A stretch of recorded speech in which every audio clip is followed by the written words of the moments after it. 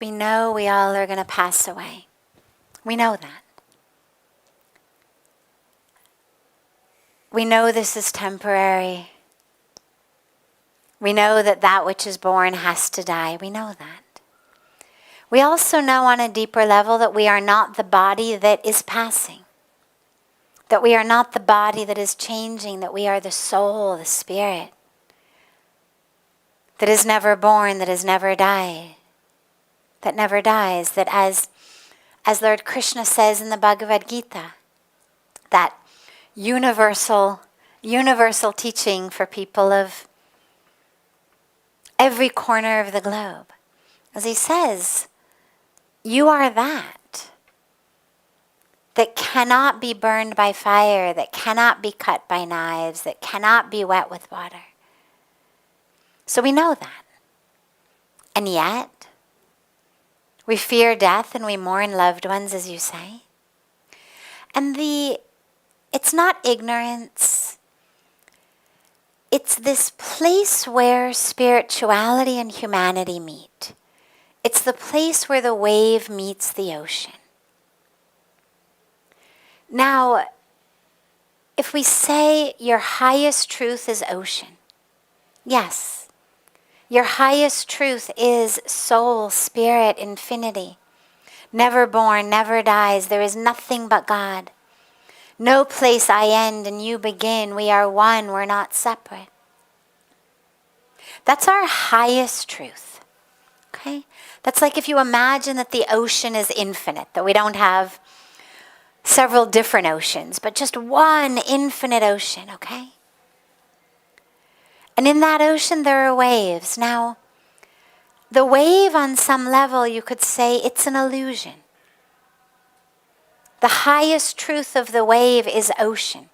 It never stops being ocean.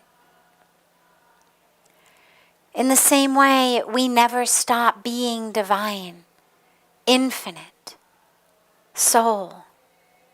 And there's this human piece, like there's a wave in the ocean. And yes, it's not the permanent, eternal truth, but it's also there.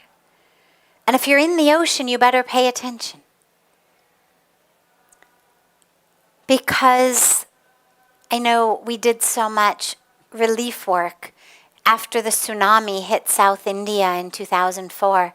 Hundreds of thousands of people had died.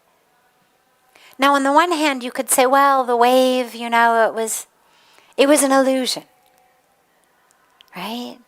It's all infinite ocean. And there was a very real reality of disaster and misery that we wouldn't be human if we ignored. And this is that beautiful space. It's not either or, it's yes and. Yes, we are divine. Yes, we are infinite. Yes, we are soul. And yes, we have these beautiful bodies, and these beautiful bodies have brains.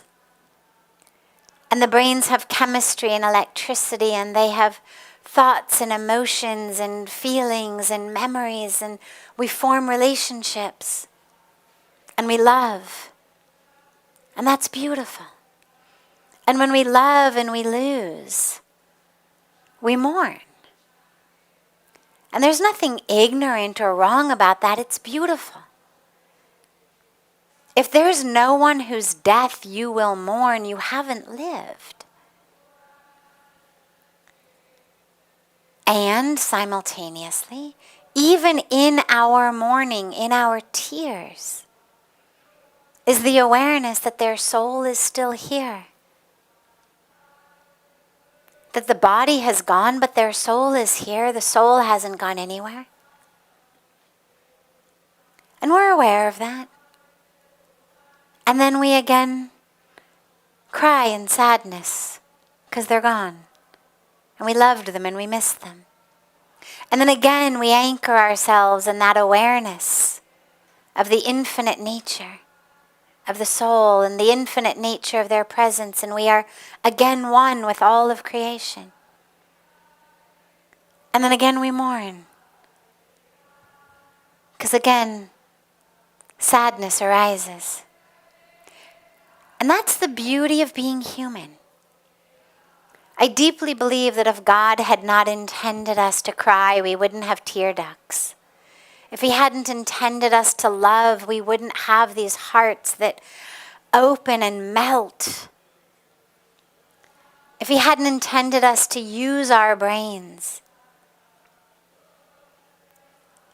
to serve, to work, to help, we wouldn't have brains that have initiative and creativity and compassion. So all of that which we have because we're supposed to. Because God gave it to us. And so the question becomes, how to live in so much spaciousness that it's yes and. Yes, we are infinite. Yes, there is no birth or death. We're just soul.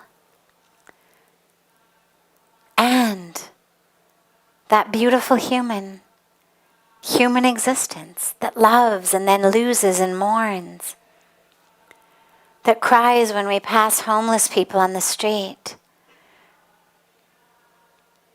that creates and initiates and innovates solutions to poverty, to hunger, to homelessness, to environmental destruction, because we love.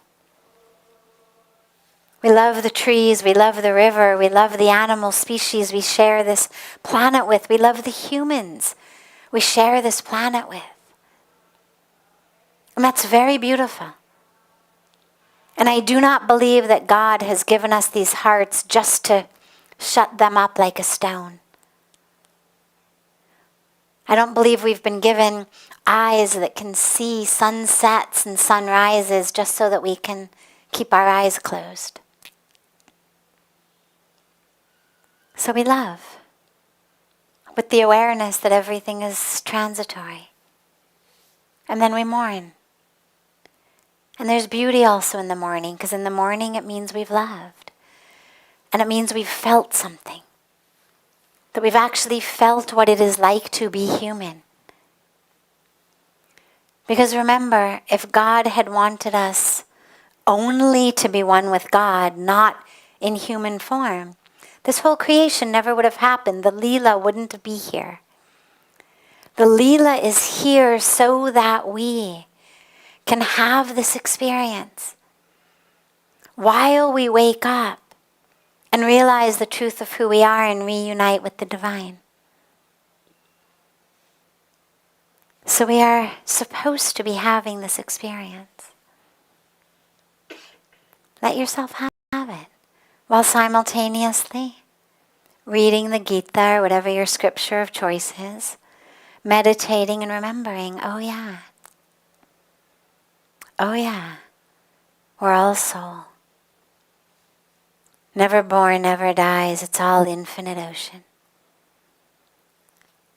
And then you open your eyes and you love a little more. You serve a little more, your heart gets broken a little more. And then again you anchor in, you remember. And it's that beautiful dance of being a human, being a spiritual being in a human incarnation.